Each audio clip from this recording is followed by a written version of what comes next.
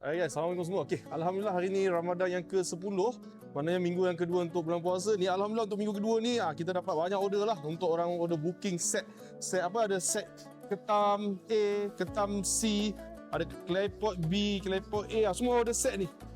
Semua order set, banyak order lah untuk minggu kedua ni.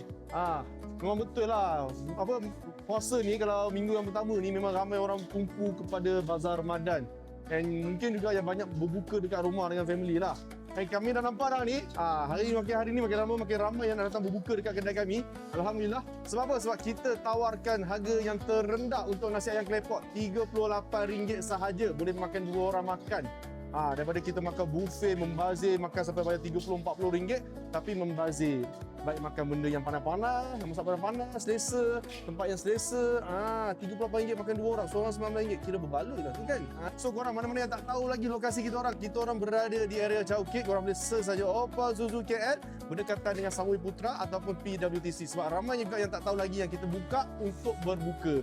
Alright, so siapa-siapa yang nak berbuka dekat tempat kami dengan keadaan yang sangat selesa ni, jangan lupa tag saya ataupun DM saya ataupun WhatsApp saya. Nombor ada dekat bio ya. Alright, itu saya. Assalamualaikum. Bye.